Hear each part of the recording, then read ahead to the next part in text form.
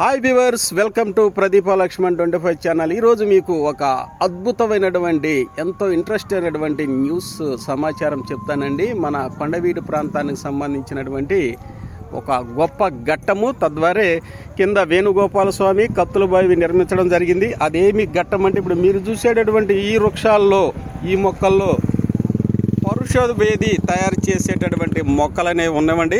పరుషవేది అంటే ఏంటండి అంటే ఇనుముని బంగారంగా మార్చేటటువంటి రసాయన ద్రవాన్ని ఒక బ్రాహ్మణుడు తయారు చేశారండి.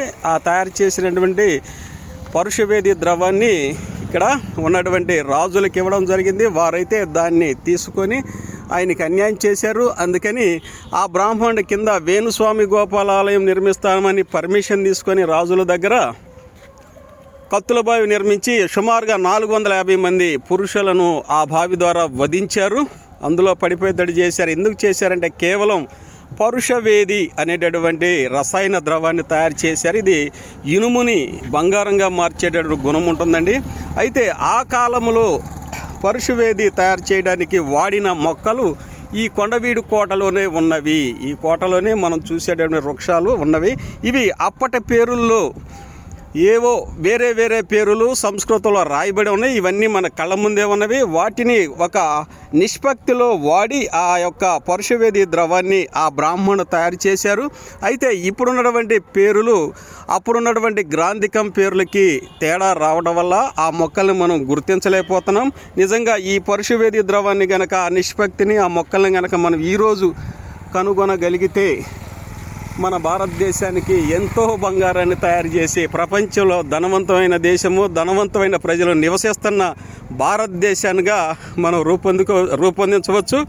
కాబట్టి మీకోసమైతే ఈ రహస్యాన్ని చెప్తున్నాను. ఎవరైనా కొండవీడు వచ్చినప్పుడు క్రింద ఉన్నటువంటి వేణుగోపాల స్వామి దేవాలయాన్ని, అదే కత్తుల బావిని సందర్శించండి. మీకు అక్కడ ఉన్న ఏపీ హిస్టరీలో కూడా మీరు చదువుతారు. కొండవీటి రెడ్డి రాజులు అనేటటువంటి చాప్టర్లో ఖచ్చితంగా ఈ యొక్క కత్తుల బావి యొక్క ప్రస్తావన ఉంటుంది.